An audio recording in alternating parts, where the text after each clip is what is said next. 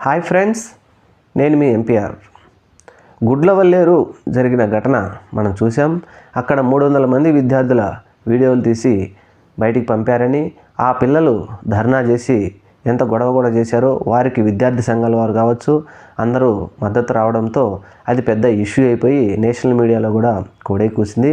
అయితే ఇక్కడ ప్రభుత్వం మాత్రం వారిని అణిచేయాలని చెప్పేసి యాజమాన్యము ప్రభుత్వము ఇద్దరూ కలిసి అక్కడ ఆ విద్యార్థులందరినీ వారిని బస్సులలో తీసుకెళ్ళేసి ఎక్కడో వదిలేసి వారికి సెలవులు ప్రకటించడం జరిగింది.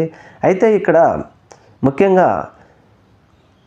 విచారణ జరుగుతుంది అంటున్నారే కానీ మరి విచారణ జరుగుతున్నప్పుడు విలేకరుల మిత్రులు కావచ్చు, లేకపోతే అక్కడ బాధితులు అంటే ఆ విద్యార్థులు లేకుండా మరి విచారణ ఎలా కొనసాగిస్తారో అక్కడ ఎస్పీ రంగనాథ్ గారే చెప్పాలి.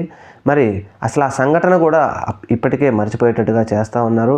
ఇది మంచి పద్ధతి కాదు. ఆ విద్యార్థుల భవిష్యత్తులతో మాత్రం కాలేజీ యాజమాన్యం కానీ ప్రభుత్వం కానీ ఆడుకోవద్దండి. ఈ విషయం గురించి మాట్లాడితే ప్రభుత్వంలోని అధికారులకు కావచ్చు, ప్రభుత్వ పెద్దలకు కావచ్చు కోపం వస్తూ ఉంది.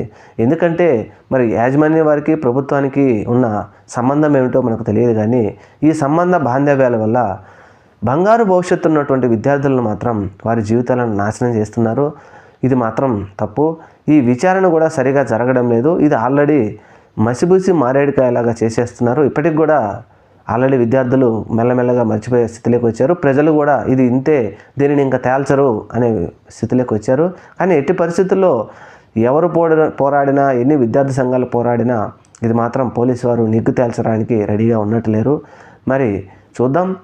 అలాగే ఎప్పటికైనా ఈ విషయం నిజం ఉందా లేదా, అది ఉంది అంటే ఉందని విద్యార్థులకు చెప్తారా, లేదు అంటే ఎవరైతే వారు అనుమానిస్తూ ఉన్నారో విద్యార్థులు అనుమానిస్తున్నారో ఆ విద్యార్థులిద్దరిని తీసుకొచ్చి విద్యార్థుల ముంగట నిలబెట్టి ఇది జరగలేదు, ఇది మేము చేయలేదు అని చెప్పేసి వారి ద్వారా అయినా ఒక వివరణ ఇప్పిస్తే సంతోషపడతారు. ఆ వివరణ ఇచ్చే రీతిగా ఉన్నట్టు లేరు పోలీసు వారు.